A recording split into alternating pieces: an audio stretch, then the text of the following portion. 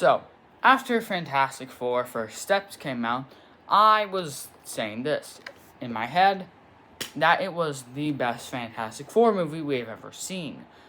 And live action wise, I still believe that's the case. By 10,000 miles, we've never really gotten a good live action Fantastic Four till now. But I was forgetting something. The Incredibles. Incredibles 2, I know people hate it, but I like it personally. I think it's good. I also like the original Incredibles, but I've recently been seeing a lot more Incredibles content since Fantastic Four First Steps came out. I've been hearing that it's one of the best movies, or animated movies, of all time. And that, I say, really?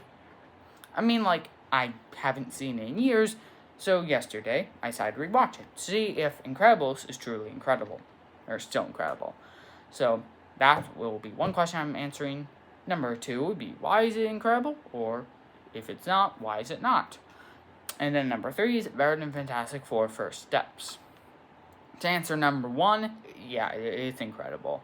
I haven't seen it in, 6, 7 years? Something like that? Oh my god. But, yeah, it was better than I ever thought it was. I mean, it's cool, actiony, when I was younger. I guess it's 6, 7 years ago. So, yeah, it was cool, action. I like The Incredibles. I love The Incredibles. It's great. Now I actually think it's better, because I see the story. The story's really great. I love Bob's, whole depression arc and how he is, doing all these things, being a super again, almost dies, and, what's her, Helen. Yeah, Helen. Thinks that he's cheating on her, and they both get their good arcs and stories. Speaking of which, honestly, I did not realize how insanely well-paced this is. It's really fast, which some people complain about, but it does it well. It's fast and well done, and they make you, I guess, it feels better since it's fast-paced, sure, but for the story, taking over a time span of, a month or so? 2 months, I believe. 3 months. It's 2 or 3 months is the time span of Incredibles 1. I think so. There's probably more gaps I'm thinking of, but yeah. And also, I really like the intro. It's really neat to see the glory days, I guess, because they fell off that one day. And it's really cool to see the backstory. And honestly, the NSA files, which are an added bit of lore, just make this movie so much better, and those moments so much better.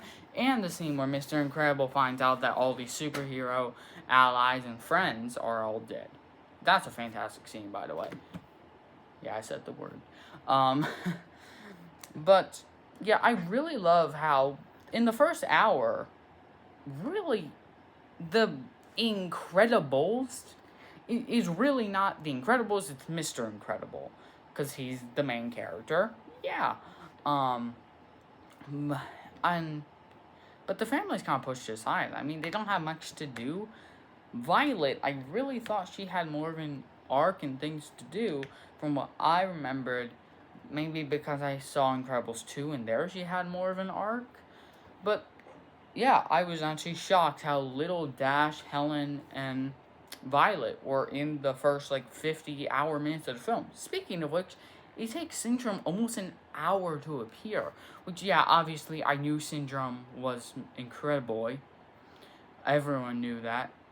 But, yeah, I mean, it took a while. And them not showing him throwing the picture down made it less obvious that he would be the main villain. I mean, the guy, it was 40 minutes separated from when he first appeared as Incredible, and he said, "Fly home, buddy. I wear cologne," or "I work alone." I cannot believe how similar those lines sound.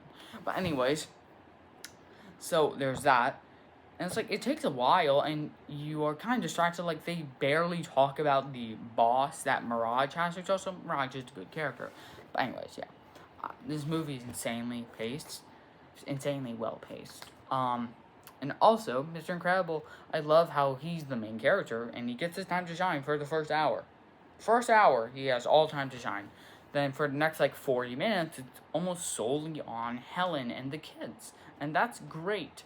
We get to see moments like Mr. Incredible thinking that his wife and kids died. That moment where he was able to escape. You just see all stuff like that, but it's mainly about Helen and kids. I think that's great.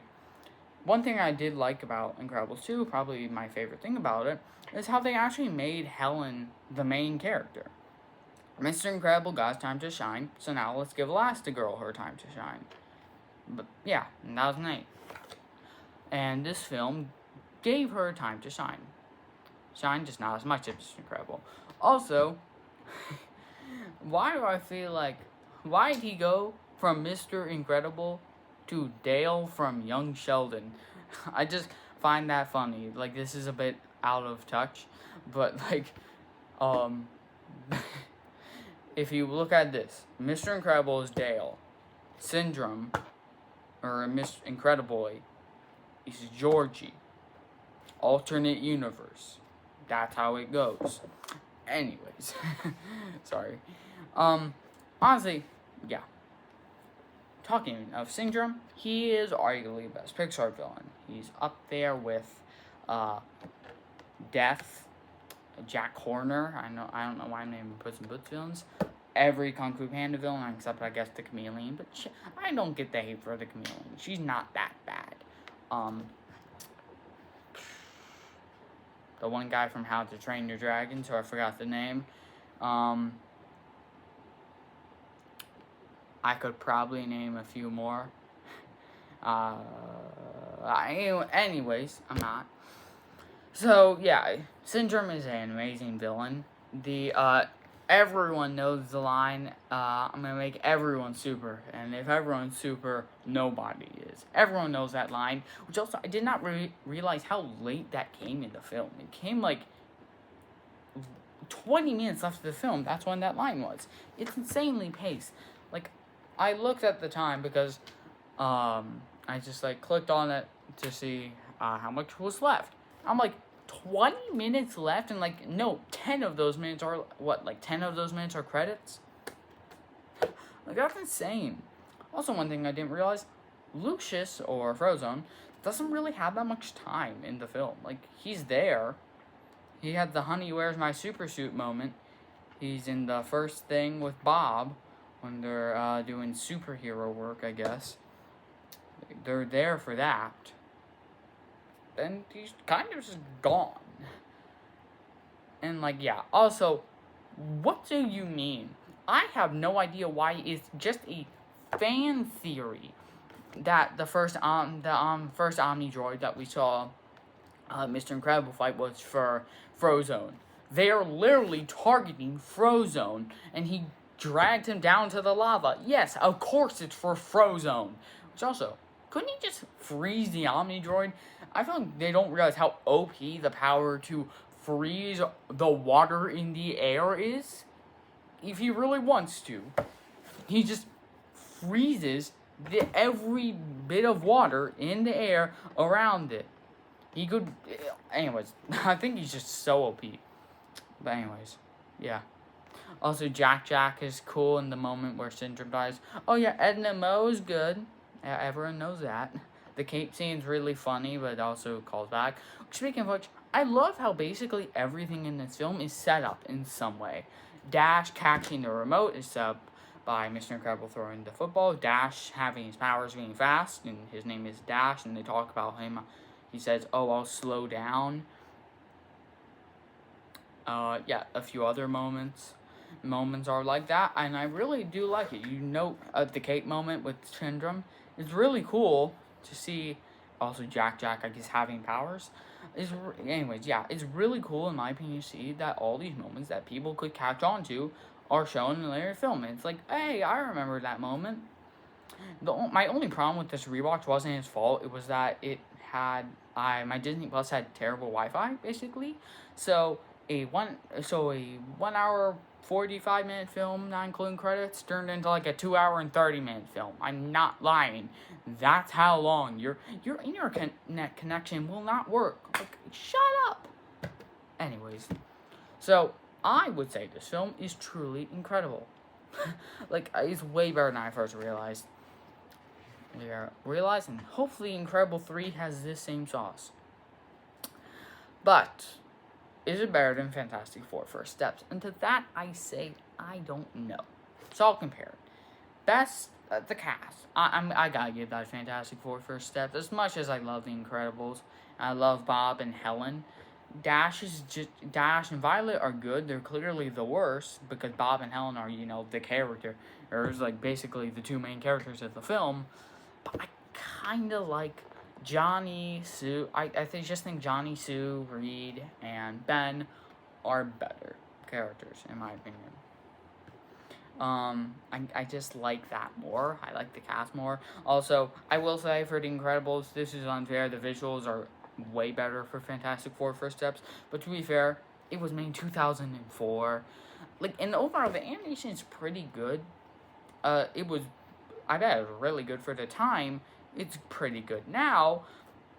Except for, like, some moments of weird CGI. Like Bob and Helen's wedding where you see the CGI like animated characters in the back. But also Stratigale. Turned out she's a teenager when she died. Teenager at Bob and Helen's wedding. Those are 15 years apart. Which also, yeah, the timeline doesn't really make sense if it takes place in 62. But there are these two superheroes doing superhero actions in 58 and 57. And Helen retired superheroing in 55? That doesn't make sense. Yes, I saw that one video about it. And now I'm kind of critiquing it. But whatever. Anyways, back to the point. The villain, I will give that to The Incredibles. Syndrome is hard to beat. Although Galactus is not a villain, he's an antagonist. And I do love the Silver Surfer as an antagonist. So, I think both of them have great villains, just one has a greater villain. Next thing I love about both is that I love they're both actually retro futuristic 60s vibes. I also find it funny how there's a trailer, I get it. It's a joke that there's this Fantastic Four trailer, and it's like, that voice that is in every trailer, like, #1 movie in the world. This one is just like, it feels like a live action Incredibles, and it's like, really? Really? It feels like a live action Incredibles? Who would have thunk? And honestly, to the question of which one's better, I'm kind of just like slowing down. I think I may get the slight edge to Fantastic Four First Steps, but honestly, I probably wouldn't.